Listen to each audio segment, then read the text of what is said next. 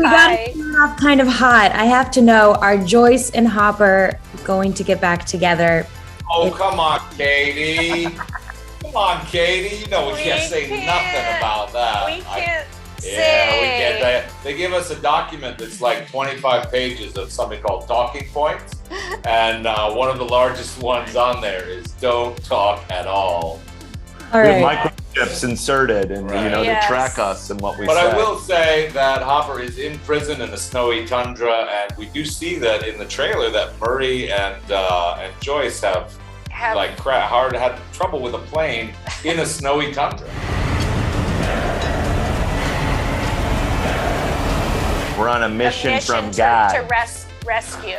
But I'm so sorry. I've never been a part of something where there were like spoilers. Maybe I can still help, even if it's the last thing I do. I will say this season, so worth the wait. The episodes are longer. It feels darker.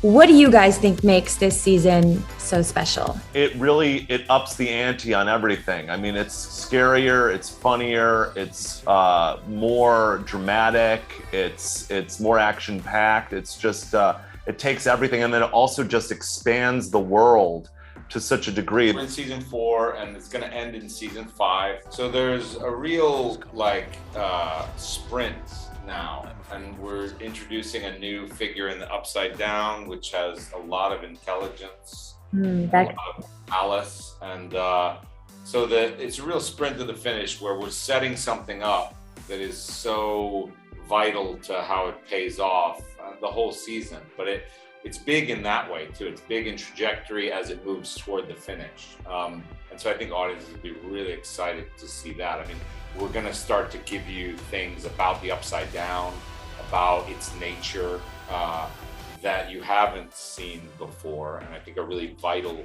to the end of the story. What's so great about it is that it is all of these things, but it still feels very personal with each of the characters. They are going through their own human things while fighting, for survival. But it really sticks to, I think, what people fell in love with about this group of people.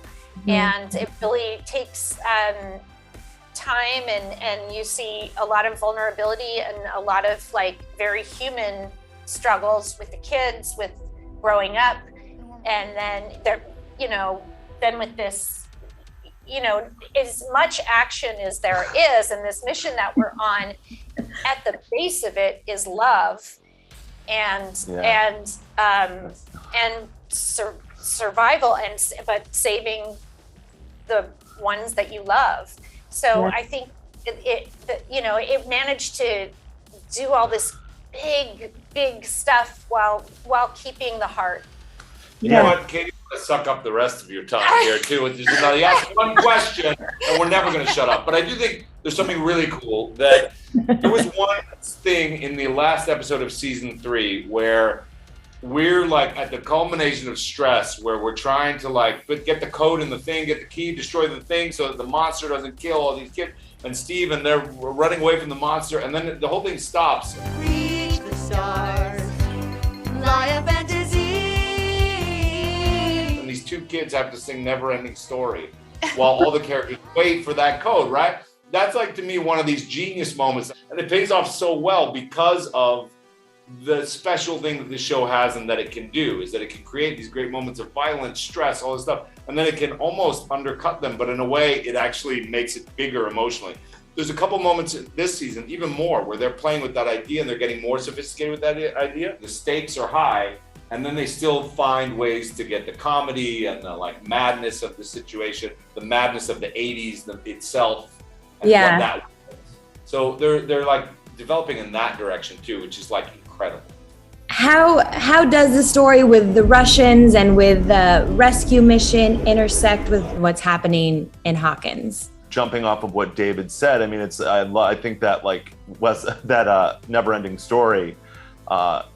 I feel that vibe is is the starting point. It's you really feel this connection of that love, but also of the deep, dark struggle that is the deepest and darkest that the characters have ever gone through. And yet also at the same time, everyone's a little desensitized to that at this point too. Yeah. So they're more prepared. We're more ready to get into it together. But there's also No. an amazing spontaneity. Like what I was surprised with, and you know, we shot this over a couple of years because of COVID.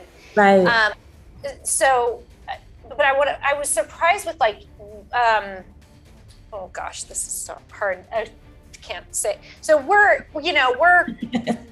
on this mission, but like they literally do not know what is coming next.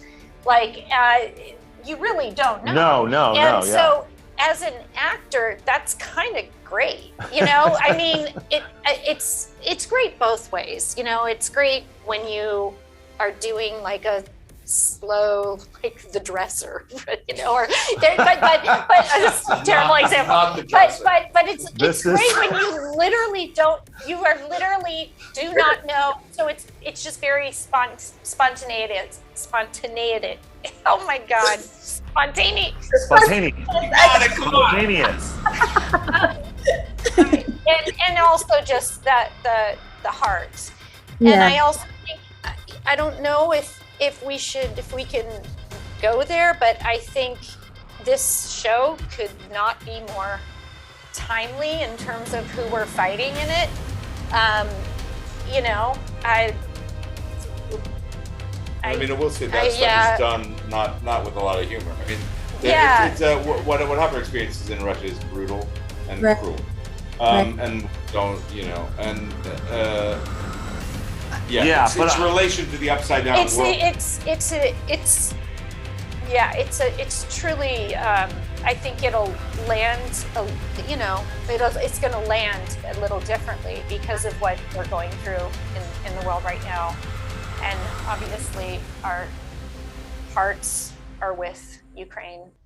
Thank you for watching. If you want more extra, hit the subscribe button and the bell so you'll never miss a video.